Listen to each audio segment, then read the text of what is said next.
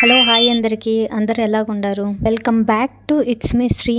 ఈరోజు నిన్నటి నైట్ వ్లాగ్లో మీకు చూపిస్తుంది స్పెషల్ ఐటమ్ వచ్చేసి చట్నీ. అది నా ఫ్రెండ్ వాళ్ళ ఇంటి నుంచి తెచ్చిందనమాట. పాప నా ఫ్రెండ్ నీటింగ్ ఎక్స్ప్లెయిన్ చేసింది ఏమేమి కావాలి ఇది చేయటానికని, బట్ నాకే అర్థం కాలేదు. ఇట్స్ ఓకే, అయినా కానీ మనం ఆ డబ్బా పట్టుకొని ఇంకెళ్తా ఉండం అనమాట డిన్నర్ తినేకి. డైలీ చపాతీ అంటూ రొటీనే. దానికి 2 చపాతీలు వేసుకున్నాను, ఎలాగో చట్నీ ఉంది కాబట్టి చట్నీతో తిందామని. ఈ రోజు కర్రీ వచ్చేసి వంకాయ కర్రీ అనమాట. ఫుల్ మసాలా వేసి ఉంటారు, దానికే తినేకే అవ్వదు. సో దట్ మనం రైస్కి వెళ్ళిపోదాం.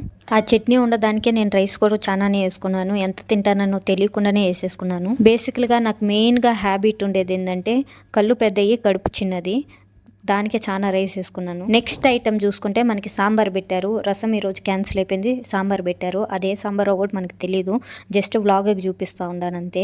ఇంకా మనం ప్లేట్ తీసుకొని వెళ్ళి మనకి ఇష్టమైన టేబుల్ కాడ కూర్చోవచ్చు. బట్ మేము పర్టికులర్గా కూర్చునేది ఈ టేబుల్లో. పాపం ఫస్ట్ నేను రివ్యూ చేయాలని చట్నీ నాకే వేసింది. ఫస్ట్ చపాతీతో తింటే బాగుంది, సూపర్గా ఉండే.